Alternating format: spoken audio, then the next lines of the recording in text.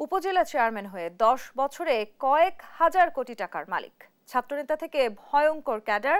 এরপর রাজনীতিক বনে যান মঞ্জুরুল আলম রাজীব। জমি দখল, চাঁদাবাজিতে 2 দশকে ত্রাসে সাভারবাসীর কাছে দুর্ধর্ষ আতঙ্ক।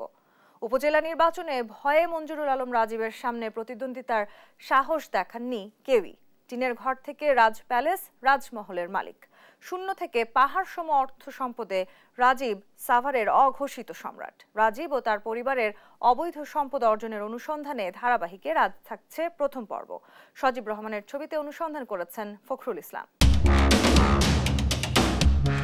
মঞ্জুরুল আলম রাজীব সাভার উপজেলায় 2 বারের বিনা প্রতিদ্বন্দ্বিতায় চেয়ারম্যান। স্থানীয় ছাত্রনেতা থেকে রাজনীতির ছত্রছায়ায় অর্জিত রাজমহল, রাজ প্যালেস, অর্ধশতাধিক বাড়ি, ফ্ল্যাট, 100 একরের বেশি সম্পত্তি আর বিলাসী শান শওকতে যেন রূপকথার রাজা।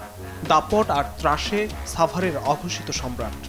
রাজীব উনি হচ্ছেন সন্ত্রাসের গডফাদার। আমি নিজেও ভয়াবহভাবে নির্যাতনের শিকার হয়েছি তাদের। রাজীব সম্পর্কে বলবো, এখন বলবো আমি তো কালকেই আমার লাশ পড়ে থাকবে। 16 বছর আগেও মঞ্জুরুল আলম রাজীবের 3 ভাইয়ের পরিবারের মাথা গোঁজার একমাত্র ঠাঁই ছিল হেমায়েতপুরে 16% এই ঝরাজীর্ণ বাড়ি। 1995 সালে রাজীব জেলে থাকা অবস্থায় তার মা অপরাধ চিহ্ন পত্রিকায় খোলা চিঠি লিখে রাজীবদের ছাপোষা সংসারের ফিরিস্তি তুলে ধরেছিলেন। 2019 সালে মঞ্জুরুল আলম রাজীব নির্বাচন কমিশনে দেয়া হলফনামায় নিজ সম্পদে মাত্র 30% জমি, নগদ প্রায় 12 লক্ষ টাকা আর 5 কোটি টাকার ব্যাংক ঋণ দেখায়। আমি সিঙ্গাপুরে ব্যবসা করি, আমার ছোট ভাই মঞ্জুরুল আলম রাজীব তার এক্সপোর্ট ওরিয়েন্টেড লেদার ইন্ডাস্ট্রি আছে। বিপরীতে রাজীবের চোখ ধাঁধানো সম্পদের সাম্রাজ্য দেখুন। হেমায়েতপুর শ্যামপুরে 26% জায়গায় রাজ মঞ্জুরি মহল, হেমায়েতপুর পদ্মার মোড় প্রধান সড়কে 7 তলার সুবিশাল রাজ প্যালেস, রাজ লেদার, রাজ অ্যাপারেলস ও রাজ ফিটনেস সেন্টারের মালিক রাজীব। সাভার আড়াপাড়ায় 26%-এর উপর রাজ প্রাসাদ সম বাড়ি নির্মাণাধীন। হেমায়েতপুরে 160%-এর উপর রাজ রিয়েল এস্টেট ও কনস্ট্রাকশন লিমিটেড, যার বাজার দর 100 কোটি টাকার বেশি। হেমায়েতপুর কান্দি বলিয়ারপুরে 136%-এর উপর রাজ এগ্রো গড়েছেন। এখানে হলমার্কের জমি ও গরু কৌশলে নিজের নামে করে নেন। আদাবর থানার পাশে নাভানা গ্লোরি বিল্ডিংয়ের 6ষ্ঠ তলায় এ বি নামে 2টি ফ্ল্যাট। হেমায়েতপুরের হারুরিয়ায় রাজীব ও তার ছোট ভাই সমরের নামে SR রিয়েল এস্টেট গড়েছেন। ব্যবসা আড়াল করতে সাইনবোর্ড ঝুলিয়েছেন রমিজউদ্দিনের নামে। হেমায়েতপুর ট্যানারির মোড়ে 128% জমির মালিক। সাভার রাজফুলবাড়িয়ে কিনেছেন 120% জমি।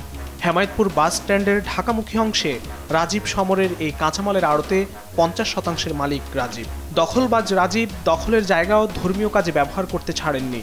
আড়াপাড়ায় দখলি 15% জমিতে পিতা ওয়াসিল উদ্দিনের নামে গড়েছেন মসজিদ, মাদ্রাসা। এখানে আরও 24%-এর এই প্লটও আছে।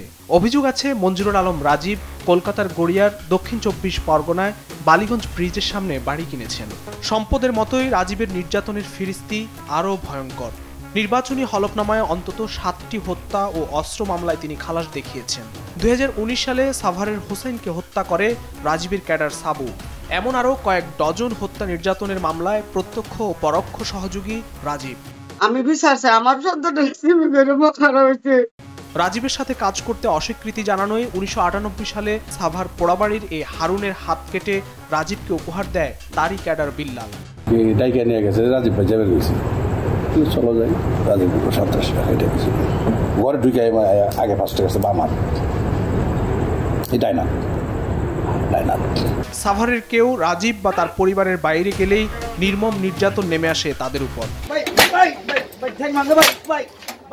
তারা এমন ভাবে মানুষের পিটায় হাড্ডি গুড্ডি ভাঙিয়ে এমন অবস্থা করে, না হলে কবরস্থানে থাকে। এত সব অভিযোগের বিষয় জানতে রাজীবের কাছে গেলে তিনি মানুষের প্রতি করুণার কথা জানান। আমার বিরুদ্ধে একজন তরিকত ফ্রন্টের মনে হয় একজন সাবমিট করেছিল, পরে উনি উইথড্র করে নিয়েছে। আমি 2 বারই নির্বাচন করেছি, 2 বারই ইনশাল্লাহ বিনা প্রতিদ্বন্দ্বিতায় নির্বাচিত হয়েছি। মানুষ কাজ করতে গেলে তো আলোচনা সমালোচনা দুইটাই থাকবে, তাদের উদ্দেশ্যে আমার করুণা করা ছাড়া আর কিছু নেই। ট্রান্সপারেন্সি ইন্টারন্যাশনাল বাংলাদেশ টিআইবি বলছে, এমন মাফিয়া তন্ত্রের বিরুদ্ধে রাজনৈতিক ব্যবস্থার পাশাপাশি নিতে হবে প্রশাসনিক ব্যবস্থাও। কলুষিত রাজনীতির ভিত্তি করে তিনি বিভিন্ন ধরনের সহিংসতা থেকে শুরু করে পেশি এবং অর্থের মালিকানা অর্জন করেছেন। আমাদের সকল প্রত্যাশা হবে দৃষ্টান্তমূলক শাস্তি, জবাবদিহিতার মাধ্যমে এটাকে নিয়ন্ত্রণ করা হোক। মঞ্জুরুল আলম রাজীব ও তার পরিবারের দখল নির্যাতন থেকে বাঁচাতে এখনই উদ্যোগ নেয়ার দাবি সাধারণ মানুষের। ফখরুল ইসলাম, দেশ টিভি, ঢাকা।